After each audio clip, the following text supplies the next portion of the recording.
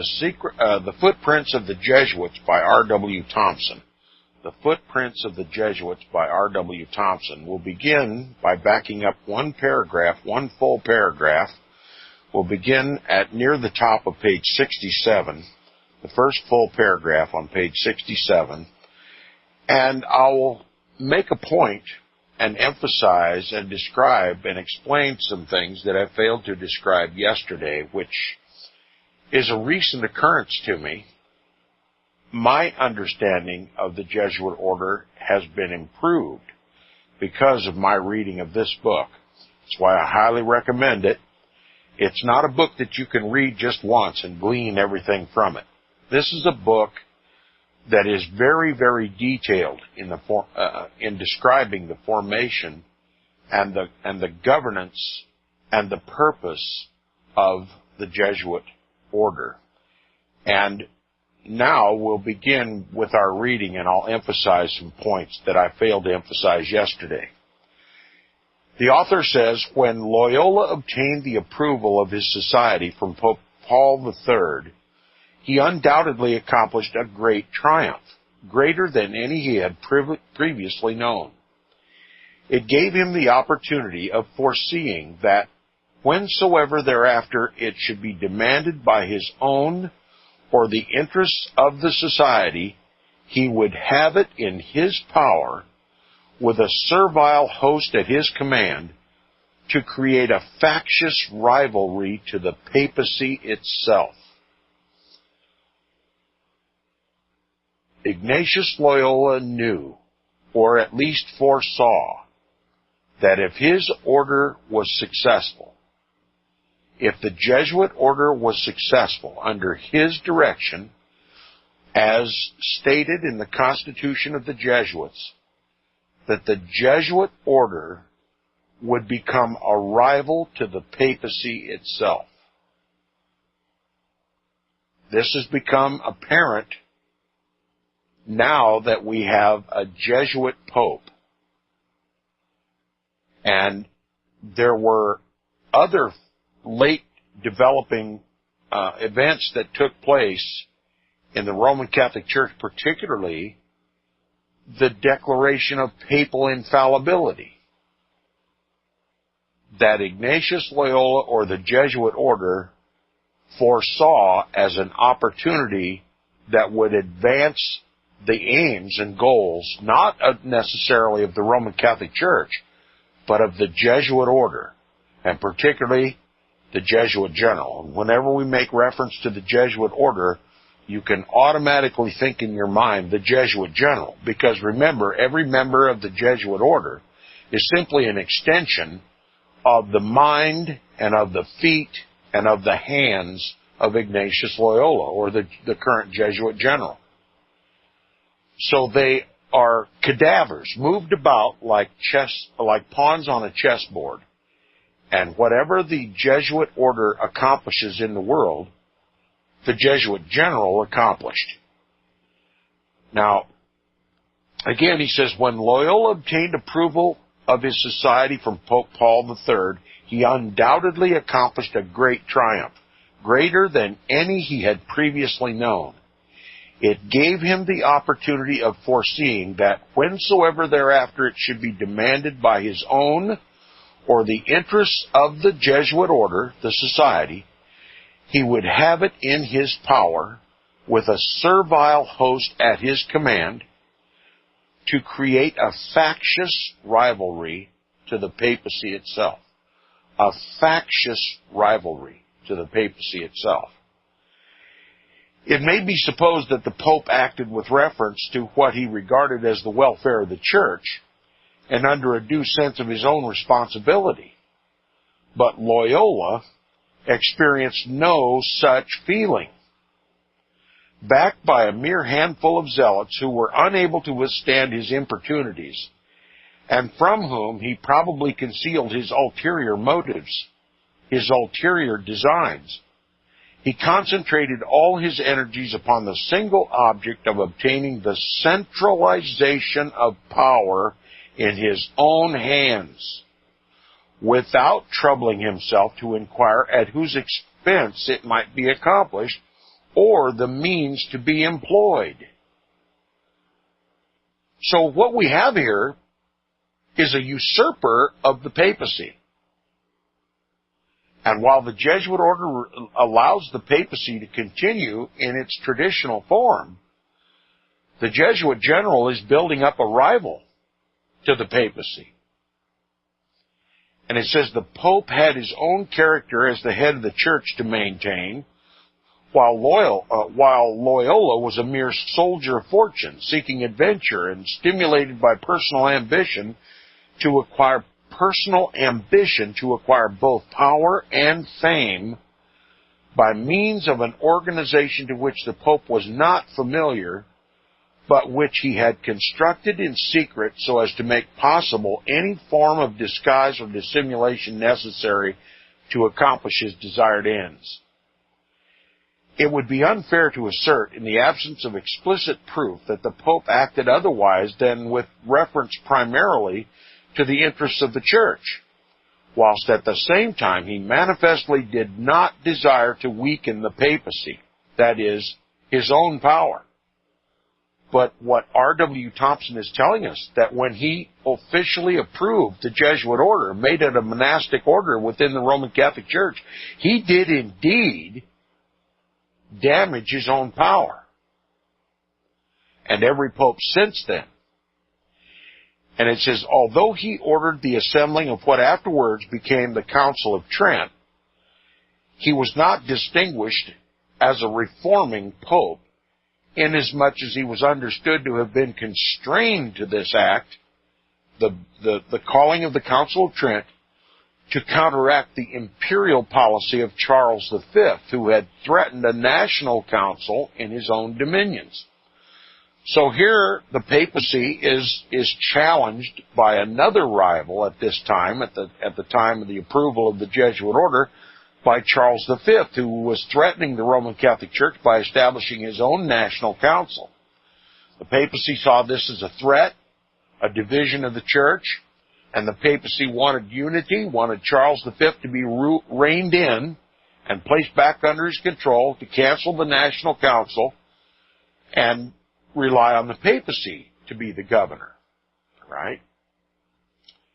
Now it says, yet it is possible that some reforms might have been introduced to which he would have given his assent, provided they had not lessened the authority of the papacy. Loyola was not influenced by any of these motives. He attributed the corruption of the clergy and the disturbed condition of the church to the imbecility of the popes. The imbecility of the popes. In other words, he considered the popes to be imbeciles. He attributed the corruptions of the clergy. You remember, all these corruptions is what led Martin Luther to leave the Roman Catholic Church and start the Protestant Reformation. Ignatius Loyola saw the same corruptions. And it said Loyola was not influenced by any of these motives. He attributed the corruptions of the clergy and the disturbed condition of the church to the imbecility of the popes and their inability to contend successfully against the impending evils. And thus influenced, he evidently hoped to put in operation, through the agency of his new society, the Jesuit order, such instrumentalities as would counteract the existing evils in a manner that would assure the glory of the achievement to himself and his society, not to the Pope. Okay? Here is the evidence of this factious rivalry between the Jesuit general and the Pope. And it says he doubtless desired in this way to obtain such fame as would overshadow the papacy itself. Of the contemptuous disregard and defiance of popes who opposed Jesuit pretensions, we shall afterwards see many and convincing proofs. And R.W. Thompson is going to continue to show us this division, this factious rivalry between the Jesuit general and the white pope, the black pope and the white pope. This is incredible information. For the first time, I'm beginning to see even more clearly the intent and purpose of the Jesuit order. A rivalry to the white pope. Not just, as I've stated so many times on the program, to elevate the white pope to global supremacy, but to elevate the Jesuit general to global supremacy. Now, it's not spoken publicly, but we have clear and convincing evidence throughout history that the Jesuit general reviles the papacy in many, many cases. As R.W. Thompson has already said, he's going to show us convincing proof of this. And I'm beginning to comprehend that Vatican Council I, that was seated in, 1867, 1865, was an attempt to launch a new dogma in the Roman Catholic Church called papal infallibility. And I'm beginning to see this as merely an effort by the Jesuits to float a trial balloon to see if the world would accept this notion, or to find out how much resistance in the world there would be to the notion that somehow the papacy, when he swears his oath as Pope, instantly is endued or endowed with a divine quality, a quality that no man has. According to the Scriptures, it says all have sinned and come short of the glory of God, right? We've all sinned. There's no man of the flesh that has ever lived a sinless life, that has ever been regarded as anything even remotely similar to infallibility, but Jesus Christ himself. And this includes the popes, and more specifically the papacy. What other human institution has fallen farther than the papacy and his priests? Nowhere is fallibility better demonstrated than in the papacy itself. And this is exactly how Ignatius Loyola viewed the papacy. Imbeciles. And he set up a rival faction, and we know that Vatican Council I was set up by the Jesuits. So whatever occurred during Vatican Council I must have been a design of the Jesuits. And the main purpose for assembling Vatican Council I in 1867 was to proclaim the papacy to be infallible.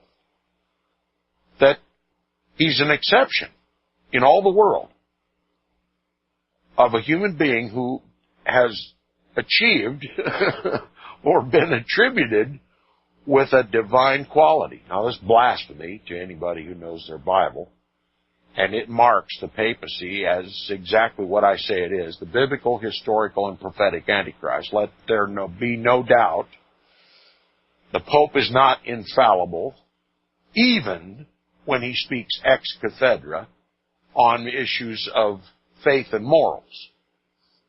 And as history has proven over and over and over again, the papacy is not infallible.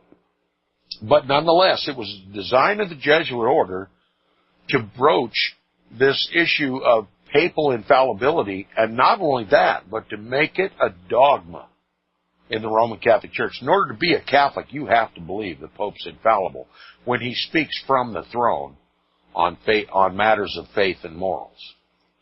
And of course, the world has wrestled with this ever since. Some Roman Catholics assent to it, others secretly, and some even openly denounce it as heresy. But I'm beginning to see it as a trial balloon floated by the Jesuits during Vatican Council I to get the world acclimated to this notion of divine or of papal infallibility as preparation for what we see in the world today, the first Jesuit Pope. the first Jesuit pope. And I think papal infallibility, whether secretly or publicly, is going to become a very strong drive within the Roman Catholic Church. Now, as we've seen in our reading and discussion of this book, that the Jesuit order, the members of the Jesuit order, are to see in their Jesuit general Christ Almighty. That he, and only he, is infallible, the Jesuit general. To a Jesuit, whether they assent publicly or secretly, they regard only their general to be infallible. The white pope is publicly infallible, but privately within themselves, they are not to regard the papacy as infallible. Only their Jesuit general. Now, R.W. Thompson continues, it should not be forgotten in this connection that the infallibility of the Pope was not, at that time, an accepted part of the faith of the Roman Catholic Church. All right, papal infallibility had been tossed around, kicked back and forth. Many of the popes thought they were infallible, obviously.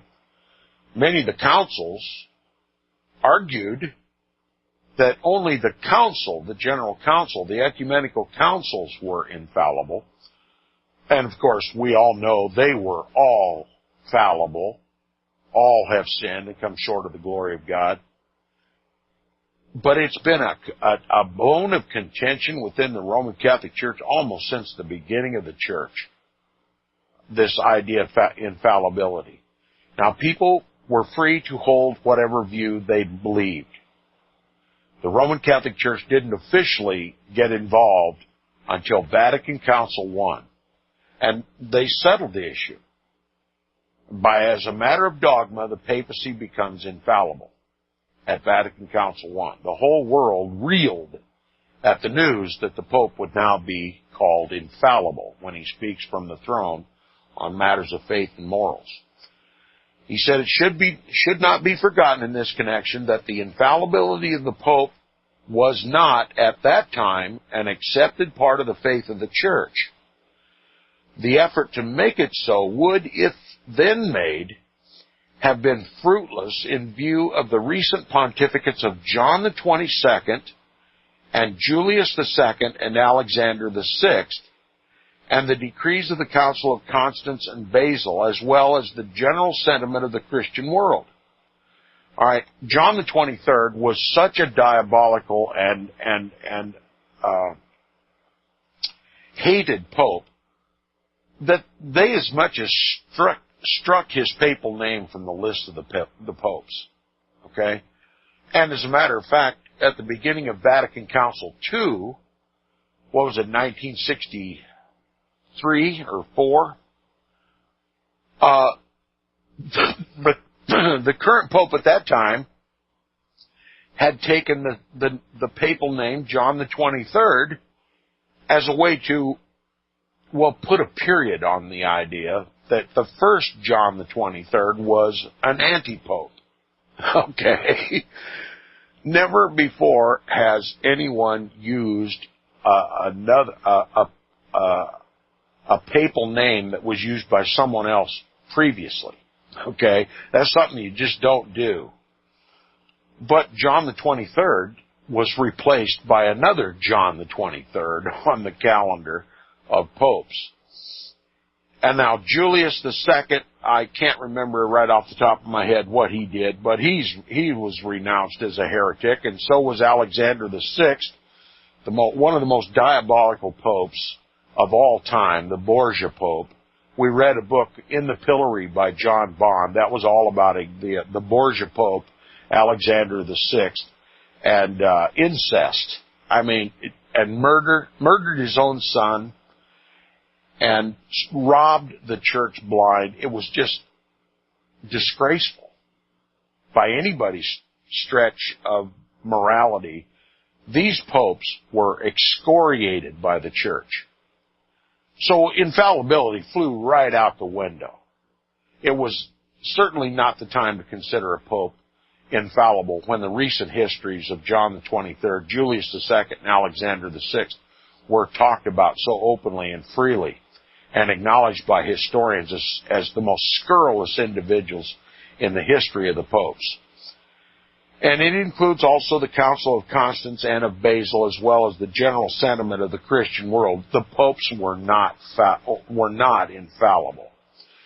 And it says, although there were some in the church who maintained this doctrine, papal infallibility, yet it was far from being approved by the multitude, and never actually became part of the faith until within our own time, when it was dictated to the Council of the Vatican, that's Vatican Council I at Rome, by Pope Pius IX, and forced to a final decree without free discussion. Okay, there was no discussion about it. They convened the council, they declared the Pope infallible, they voted on it. Of course, there was a lot of pressure applied for those to vote, and those who did not vote in favor of papal infallibility were excoriated by the church. And even though it is still contested today, the papal infallibility is a dogma in the church now. And it says, Mr. Gladstone has given a list of heretical popes before the time of Ignatius Loyola, none of whom could have been infallible unless infallibility and heresy may mingle harmoniously together in the same mind at the same time. In other words, no such thing as infallibility among the papacy. And it says Pope Gregory I regarded the claim of universality a necessary incident to infallibility, in other words, a stepping stone to infallibility. He regarded it as blasphemous, anti-Christian, and devilish. So we have on record one pope openly stating that papal infallibility is anti-Christian. It's kind of like anti-Christ. Well, that's exactly what it is. It's anti-Christ. Attributing a divine quality to a human being is blasphemy, and it is anti-Christ. He also called it devilish. And with this pope, I agree 100%. Now, even Innocent III admitted that a pope could sin against the faith and thus become subject to the judgment of the church. So we have another case of a pope saying popes are fallible. They can sin against the church. And we have Hadrian VI declared that a pope could err in matters of faith. Zephyrinus and Callistus both taught heresy in maintaining that God the Father became incarnate and suffered with the Son. Okay? That was regarded as heresy, and it was a pope that maintained this heresy. And it says Liberius subscribed to an Arian creed, the most noted of all heresies at the time, and condemned the Orthodox Athanasius. Okay? He condemned another pope. And Felix II was an Arian, and yet has been placed upon the calendar of saints, so the church can be fallible too, right? Zosimus endorsed the heresy of Pelagianism. Vigilius, upon both sides of the controversy about the 3 chapters, in other words, he was a vacillating pope, so you can't be infallible if you're a vacillator. John the 22nd condemned Pope Nicholas III and Clement V as heretics. Honorius was condemned and excommunicated for heresy by a general council at Constantinople. Example after example after example how papal infallibility is a joke. We'll be right back after this.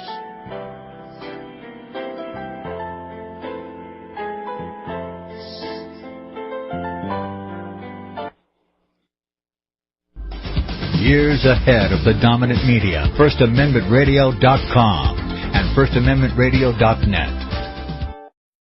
I know you all want answers, and believe me, so do I, and I'll do my best to get them.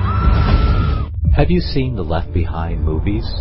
Have you read the Left Behind fictional book series?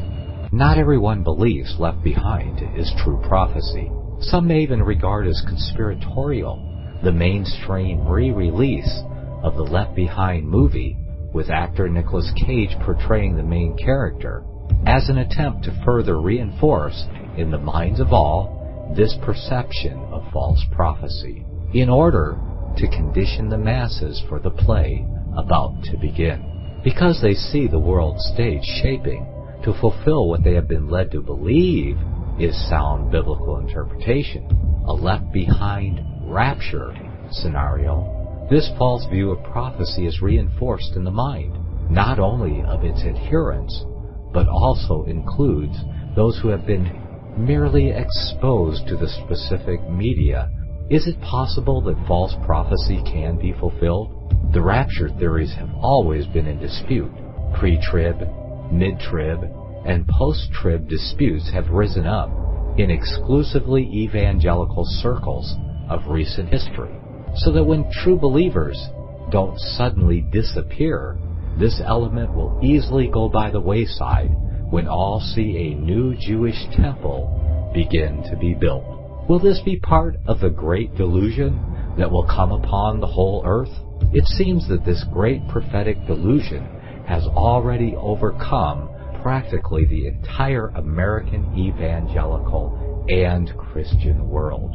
In the book, The Rapture Will Be Canceled. To learn more, visit crosstheborder.org. That's CROSS, crosstheborder.org. Record budget deficits, bankruptcies galore, and the U.S. dollar is at an all-time low. With today's gloomy economic outlook, safe investments are often hard to find. For over a decade, Melody Cedarstrom at Discount Gold and Silver Trading Company has been helping people secure their future by investing in the precious metals. Melody has the honesty, integrity, and experience that is often lacking in the precious metals business. Let her put it to work for you. Call Discount Gold and Silver Trading at 800-375-4188. That's 800-375-4188.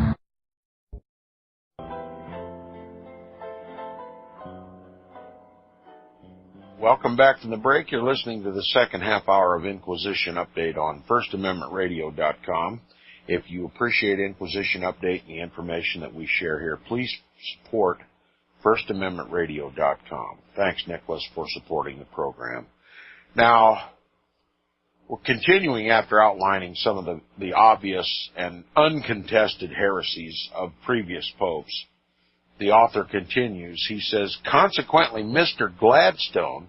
Now, Gladstone is an accepted authority and historian on the Roman Catholic Church, uncontested in his views, a very accepted historian. He says, consequently, Mr. Gladstone, whose great learning and wisdom is recognized by all, felt himself warranted in affirming that, quote, the popes themselves, therefore, for more than 3 centuries, publicly recognized, first, that an ecumenical council may condemn a pope for open heresy, and second, that Pope Honorius was justly condemned for heresy. So, put the issue to bed. The popes are infallible, they are fallible no matter how much they claim infallibility. It's accepted by the best authorities and the most unchallenged authorities, so we'll continue. Now, Ignatius Loyola knows all this. Ignatius Loyola comes about at the time of just after the Protestant Reformation. He's aware of all this history. He regards the papacy itself as an imbecile. And he tells all of his Jesuits under him that he, and only he, is infallible. He speaks with the voice of God, and that whenever he speaks, his Jesuits are to spring into life. His corpses are, his cadavers instantly spring into life and do whatever he says without question. Okay, there's where the true infallibility resides in the Jesuit order. In their opinion, there's only one infallible entity in the world, and that's the Jesuit general. So we have this rivalry between the black pope and the white pope. It says the contest, this is capitalizing even further on this idea of generally accepted that the popes were fallible. It says the contest in England about Catholic emancipation covered a period of more than a quarter of a century after the ill-fated union by which Ireland gave up her independence. it terminated so near the present time that there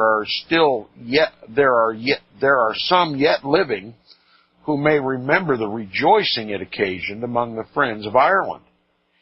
It involved a practical political question, although it had a semi-religious aspect.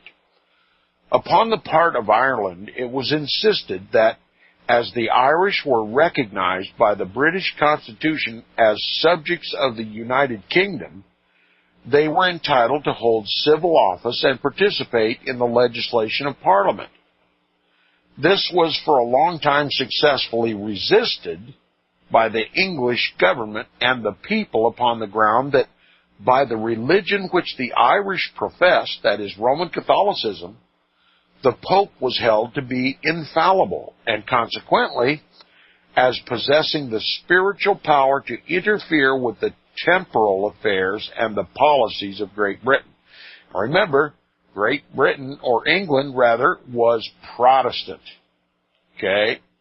Protestantism was the nationally declared religion. Roman Catholicism was suppressed in England.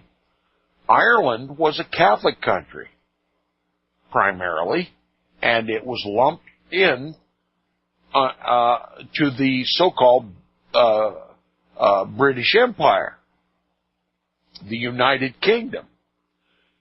And many people saw this as a back door, since they allowed the Irish Roman Catholics to operate within the government. You know, since they came under the United Kingdom, they should have a say in the government, right?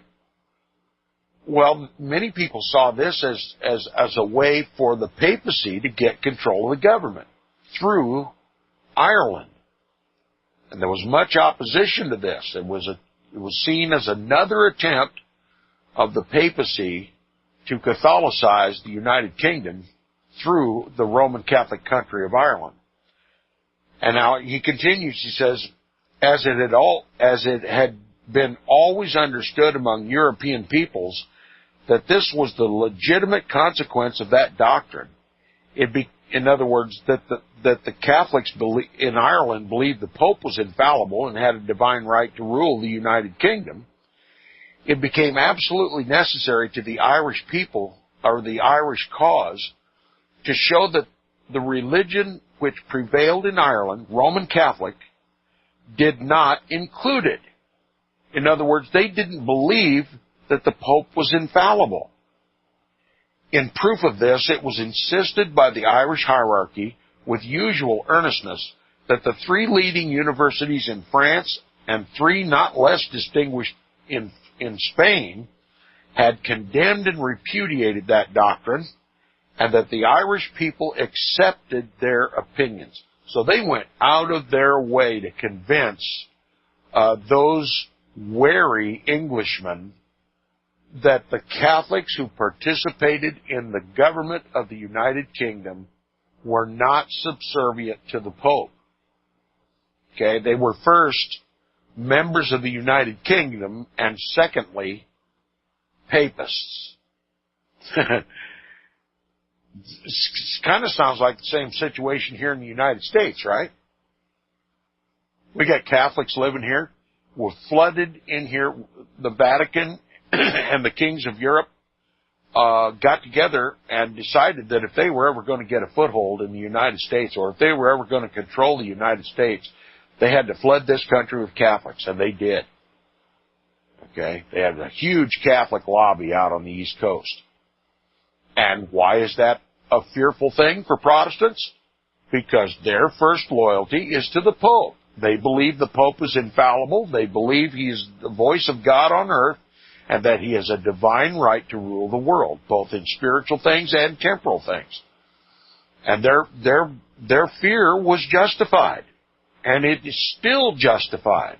And that's the whole purpose of Inquisition Update today, to improve in the minds of Christians in this country what a threat Roman Catholicism is to our form of government. That's the whole purpose that R.W. Thompson has written this book, to prove to us that Roman Catholicism is the only threat that is capable of overthrowing our Protestant Constitution and our Protestant institutions. It was a concern for England. Certainly, it should be a concern for the United States. But all these concerns have been glossed over.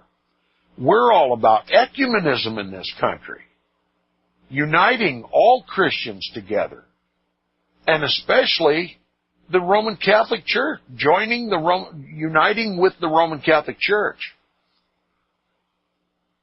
And that is simply handing over to the papacy on a silver platter permission to be the divine right ruler of this country.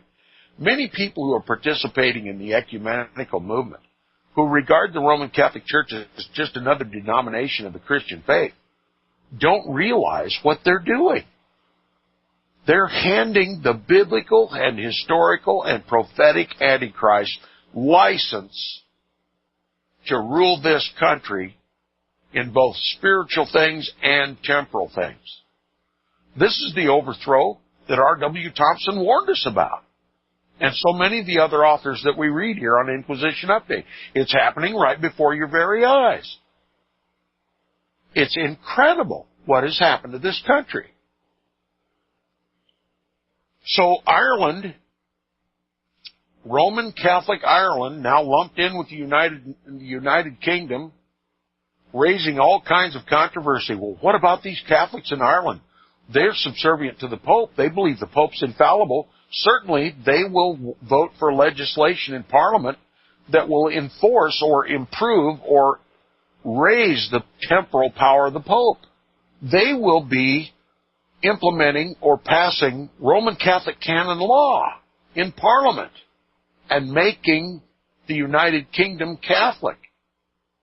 And so Ireland responded by trying their best to convince the rest of the non-Catholics in the United Kingdom that there were no such thing as papists.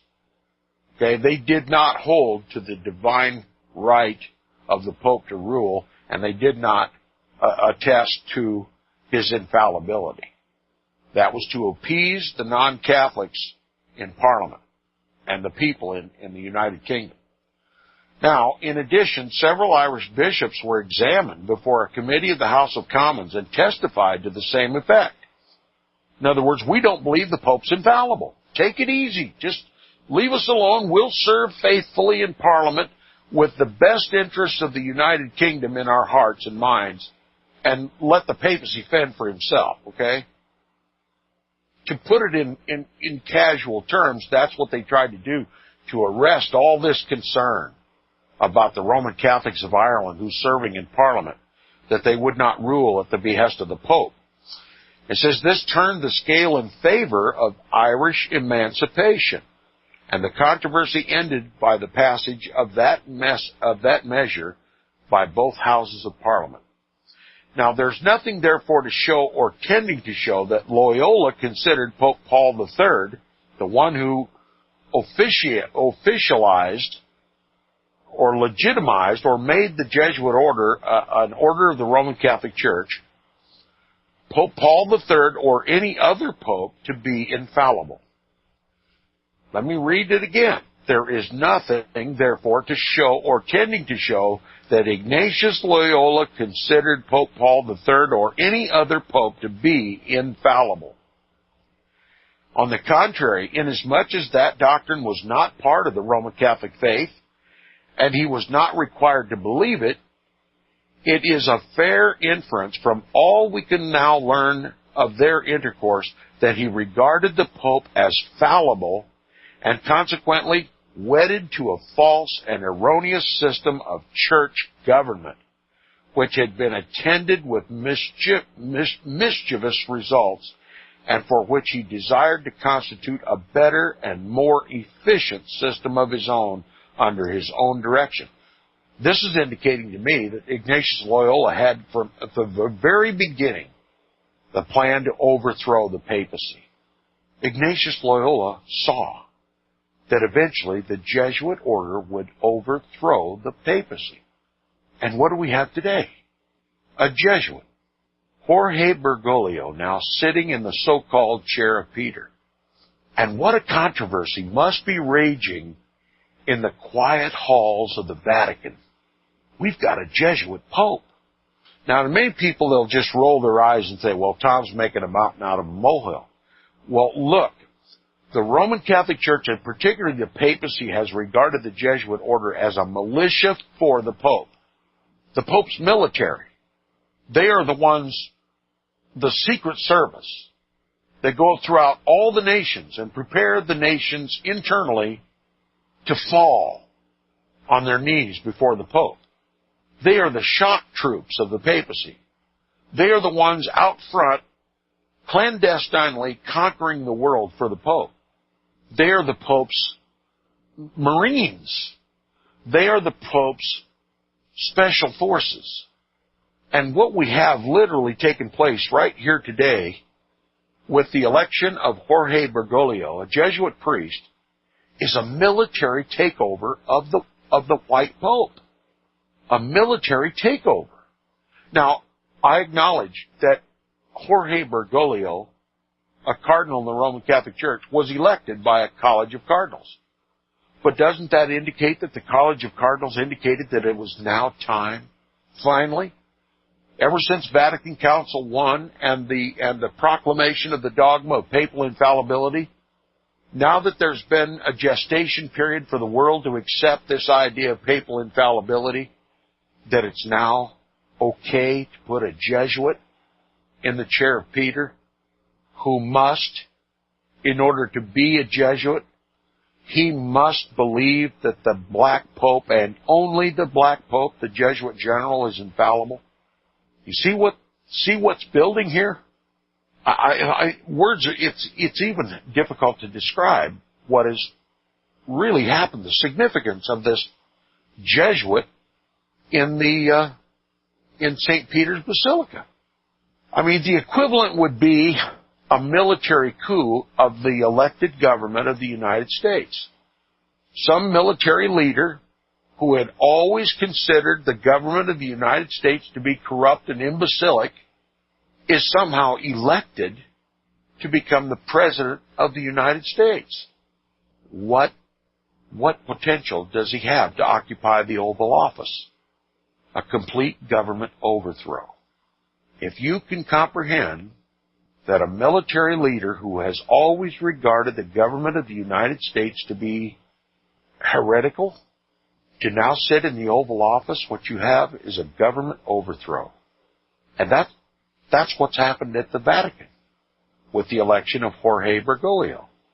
A military takeover of the papacy by the Jesuit order. Now, many will see, well, we'll see what happens. Yeah, we'll see what happens, all right. And the eyes should be glued of anybody who comprehends what the Jesuit order represents in this world. The eyes and ears should be glued to whatever Jorge Bergoglio says. And it's even more inspiration for me to find a slot, a time slot, somewhere within the reading of this book to get Richard Bennett to come on the program and maybe even discuss with him what R.W. Thompson has written in this book and to see what he can glean from it here on Inquisition Update.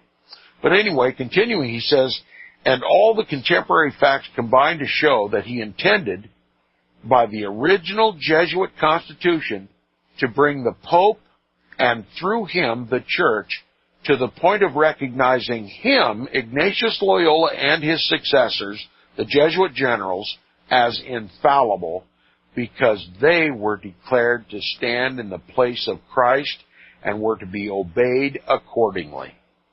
Whatever benefits he proposed to confer upon the Church were intended by him to be consequential alone upon those he designed for himself and his society.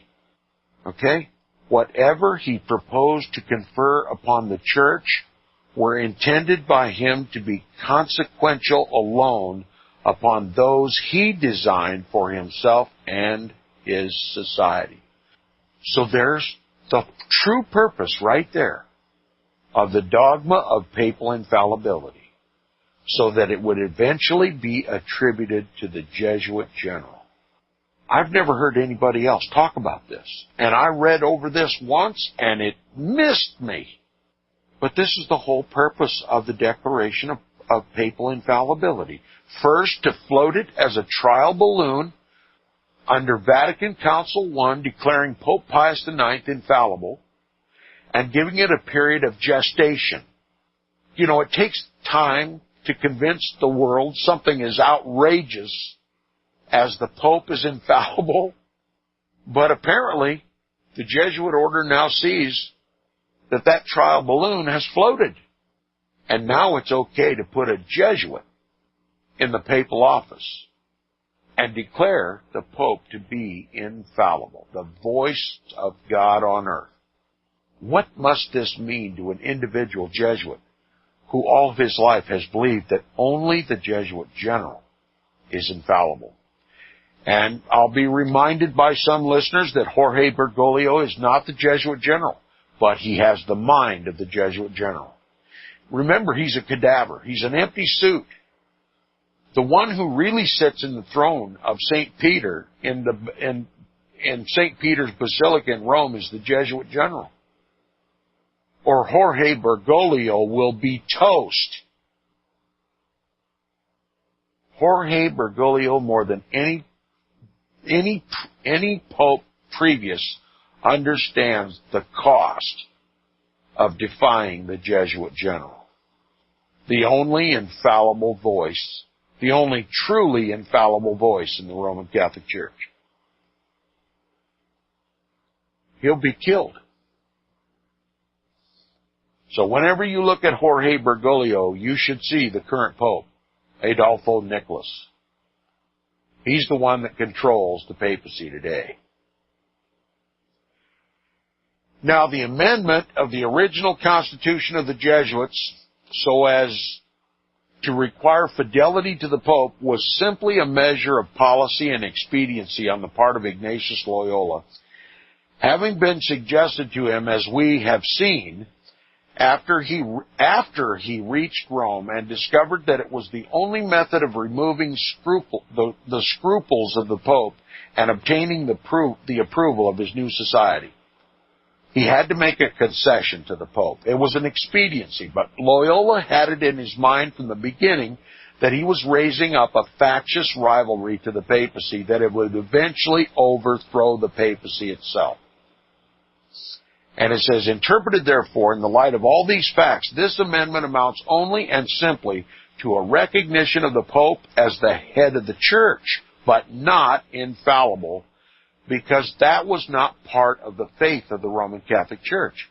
At the same time, however, Loyola was sagacious enough to provide in the body of the Constitution for the infallibility of the general of the society by declaring him to be equal with God and as occupying the place and exercising the authority of Christ. So there you have it in clear terms. Only the Jesuit general is equal to God. He expected the Pope to recognize this by his act of approving the original Constitution and establishing the Jesuit society as a religious order in imitation of the ancient monastic orders. Whether the Pope so understood the Constitution or not cannot now be decided, but it is perfectly apparent that Ignatius Loyola did, as is evidenced by the fact that the vow of each member pledged him to this belief as one of the absolutely controlling principles of the organization. The absolute controlling principle of the organization is that the Jesuit general is the voice of God in the world.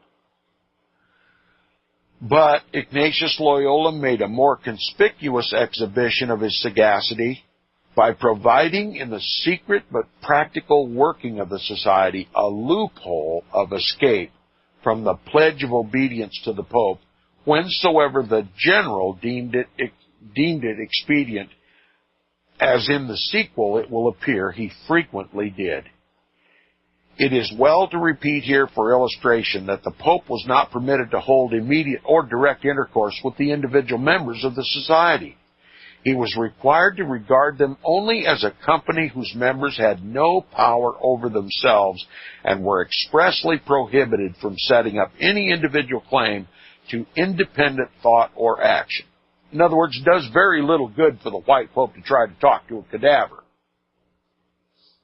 because the cadaver can't talk back. He can only talk to the Ignatius Loyola. So the Pope wasted his time trying to talk to an individual Jesuit. If he wanted to address the Jesuit order, he had to address the Jesuit general, because only the Jesuit general could effect the rest of the members of the society as the voice of God among the society. And he said the Pope could consequently convey his desires or opinions or commands to the society only through their general. That is, in Ignatius Loyola's view, as well as in that of the society, the fallible head of the church could make known his wishes to the infallible head of the society. Did you get that? The fallible head of the church, the Pope, could make known his wishes to the infallible head of the Jesuit order. If the latter occupied the place of God and pronounced his judgments as the members declared by their vows and the Constitution asserts, then any violation of his command upon their part was not only heresy within the society, but punishable by the general no matter what the Pope might do or say. There's the rivalry. The real power now behind the papacy is the Jesuit general, and the world is about to reel from the consequences. That's it. That's all we have for today. We'll be back tomorrow on Inquisition Update to continue our reading and discussion of the book Footprints of the Jesuits by R.W. Thompson. We'll see you then.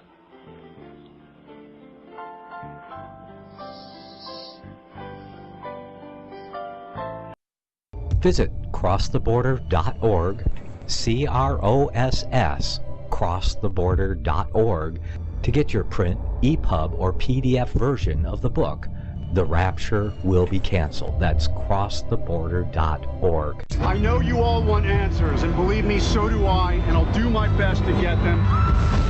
Despite Nicolas Cage's promise to do his best to get left behind rapture answers for us, don't hold your breath.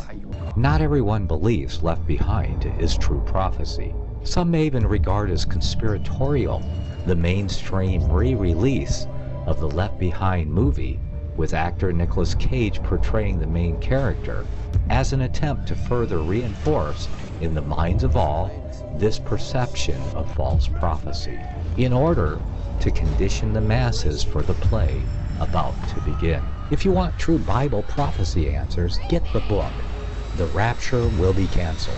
The author exposes the Latin rapture origin, the 7-year tribulation deception, true Bible revelation of Daniel's 70 weeks, the abomination of desolation, the restrainer, America in the Revelation, the image of the beast and the mark of the beast, and the truth about God's chosen people, and so much more about Bible prophecy. This book will shatter the Left Behind paradigm of future events. Get the book, The Rapture Will Be Canceled. Visit crosstheborder.org, CROSS, crosstheborder.org, to get your print, EPUB, or PDF version of the book, The Rapture Will Be Canceled. That's crosstheborder.org.